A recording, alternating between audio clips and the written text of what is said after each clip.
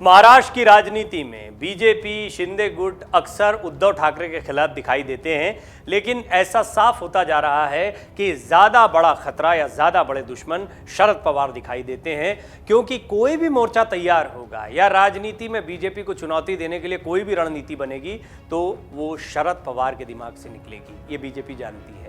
वो आज भी महाराष्ट्र की राजनीति के चाणक्य हैं। सिर्फ महाराष्ट्र की राजनीति नहीं बल्कि विपक्ष के मोर्चे को 2024 में बड़ा मोर्चा बनाने के प्रयास भी शरद पवार कर रहे हैं।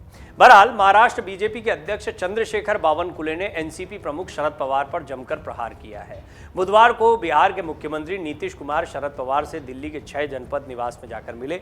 इसे 2024 में बीजेपी और पीएम मोदी के नेतृत्व के खिलाफ विपक्ष की एकजुटता का प्रयास समझा जा रहा है। इस मुलाकात की खिल्ली उड़ाते हुए चंद्रशेखर बावनकुले ने कहा कि शरद पवार और नीतीश कुमार चाहे तीसरा, चौथा, पांचवा फ्रंट या फिर जितने मर्जी फ्रंट बना लें, पीएम मोदी का कर्तृत्व और नेतृत्व इतना विशाल है कि इससे उन्हें कोई फर्क नहीं पड़ेगा। चंद्रशेखर बावनकुले ने कहा कि पीएम मोदी को 150 देशों में लोकप्रियता हासिल हुई है। पीएम मोदी को दुनिया विश्व गुरु मानती है। ऐसे नेता की कोई बराबरी नहीं कर सकता। जिस नेता की पार्टी के 10 सांसद भी जीत कर नहीं आ पाते, जिनके 60 से ज्यादा विधायक नहीं चुनकर आ पाते, वो आजकल दिवास्वप्न देख रहे हैं। इस तरह से कटाक्ष करते हुए चंद्रशेखर बावनकुले ने शरद पवार को यह नसीहत दी कि वो पीएम मोदी से न टकराएं, मुंह की खाएंगे। चंद्रशेखर बावनकुले बुधवार को मीडिया से संवाद साधते हुए ये कह रहे थे, बीजेपी प्रदेश अध्यक्ष ने सिर्फ शरद पवार पर ही तानों की बौछार नहीं की है, उन्होंने नीतीश कुमार पर भी जमकर प्रहार की। उन्होंने कहा कि जिन्हें मुख्यमंत्री का पद ही बीजेपी की कृपा से मिला है, जैसे यहां उद्धव ठाकरे ने दगाबाजी की, वैसे वहां नीतीश कुमार ने भी वही किया। बीजेपी इन जैसे दगाबाजों को उनकी जगह दिखा देगी।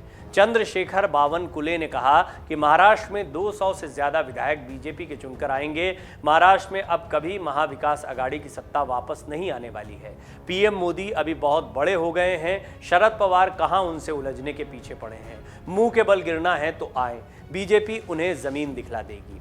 बीजेपी प्रदेश अध्यक्ष ने कहा कि आगामी महापालिकाओं के चुनाव में देवेंद्र फडणवीस और एकनाथ शिंदे के नेतृत्व में हम लड़ेंगे और प्रचंड बहुमत से चुनाव जीतेंगे। मुंबई में हमारा मेयर होगा, पुणे में हमारा मेयर होगा, महाराष्ट्र भर में हमारा मेयर होगा। चुनाव कहीं भी हो, नंबर 1 की पार्टी बीजेपी होगी।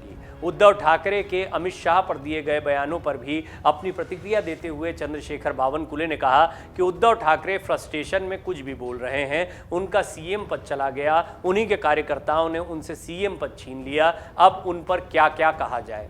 लेकिन यहाँ पर एक बात समझने लायक है, चंद्रशेखर बावनकुले ने ऐसे ही शरद पवार पर हमला नहीं किया है, बल्कि इसके पीछे 2 कारण हैं। पहला ये कि शरद पवार अपने आप को क्षेत्रीय स्तर पर मजबूत नेता बताने में कोई कोर कसर नहीं छोड़ते हैं। ये बताने की वो पूरी कोशिश करते हैं कि वो महाराष्ट्र की राजनीति तक सीमित नहीं है, बल्कि वो केंद्र की राजनीति में भी चाणक्य की भूमिका निभा रहे हैं। वो इन दिनों खुद को पीएम मोदी के खिलाफ पीएम के चेहरे के तौर पर भी देख रहे हैं। और पवार का ये विश्वास तब और बढ़ जाता है जब नीतीश कुमार हो या फिर ममता बनर्जी या फिर केसीआर, हर कोई सलाह लेने के लिए, मिलने के लिए पवार के पास ही जाता है। ऐसे में पवार को लगता है कि वो विपक्षी एकता की धुरी हैं। लेकिन क्या पवार वाकई में विपक्षी नेताओं के केंद्र की धुरी हैं? मौजूदा सियासत में ये सवाल यक्ष प्रश्न बना हुआ है। फिलहाल तो शरद पवार को अपनी सियासी साख बचाने के लिए लड़ाई लड़नी है। बीएमसी चुनाव में अगर वहां पर पवार सियासी तौर पर फेल हुए तो फिर शरद पवार की सियासत सवालों के घेरे में आ जाएगी। और एक महत्वपूर्ण बात यह है कि बीजेपी पवार को उनके घर में घेरने का प्लान बना रही है। यानी बीजेपी, बेशक चंद्रशेखर बावनकुले कुछ भी कहें, बीजेपी शरद पवार को लेती हल्के में नहीं है। बारामती में विशेष रणनीति बनाई जा रही है। वो तमाम जगह जहां पर शरद पवार मजबूत हैं या एनसीपी मजबूत है, उन जगहों पर बीजेपी कोशिश कर रही है कि एनसीपी के नेताओं को अपने साथ लाया जाए। सोर्सेस के हवाले से लगातार ये खबरें आ रही हैं कि बीजेपी इस प्रयास में जुटी हुई है कि किसी तरह एनसीपी के तमाम बड़े नेता या वो नेता जो क्षेत्रीय स्तर पर कुछ प्रभाव रखते हैं और जिनकी वजह से कई सीटों पर एनसीपी की ताकत देखने को मिलती है, उन्हें साथ में जोड़ा जाए। ये प्रयास इसीलिए किया जा रहा है कि शरद पवार सिर्फ एनसीपी की ताकत नहीं है। इस वक्त महाविकास आघाड़ी की धुरी वही है। इस वक्त उद्धव ठाकरे के सलाहकार वही हैं। इन सारी चीज़ों को देखा जाए तो एक बात बहुत स्पष्ट हो जाती है कि शरद पवार महाराष्ट्र की सियासत में अभी बीजेपी के खिलाफ सबसे बड़ी ताकत के तौर पर दिखाई देते हैं। और केंद्र में भी जो मोर्चा तैयार किया जाएगा उसमें कोऑर्डिनेशन की भूमिका में शरद पवार दिखाई देते हैं। नीतीश कुमार, ममता बनर्जी, इनकी आपस में पटरी बैठेगी नहीं बैठेगी कहना बड़ा मुश्किल है। केजरीवाल किसी के साथ जाएंगे नहीं जाएंगे कहना बड़ा मुश्किल है। गैर कांग्रेसी मोर्चा बनाने की बात केसीआर कह चुके हैं, ममता बनर्जी कह चुकी हैं, जनता दल यूनाइटेड कह रहा है कि गैर कांग्रेसी मोर्चा बनाना ख्वाब में भी नहीं सोचा जा सकता है। ऐसी परेशानियों के दौर में हमेशा शरद पवार जो हैं वो केंद्र में आते हैं और उन्हें माना जाता है कि वो इस तरह के मामलों को सुलझा लेते हैं।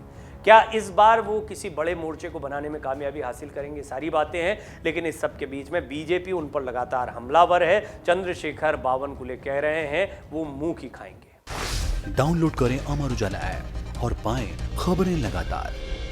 अगर आप ये वीडियो YouTube पर देख रहे हैं तो हमारे चैनल को सब्सक्राइब करें और बेल आइकन को दबाना ना भूलें। अगर आप Facebook पर ये वीडियो देख रहे हैं तो हमारे पेज को लाइक करें।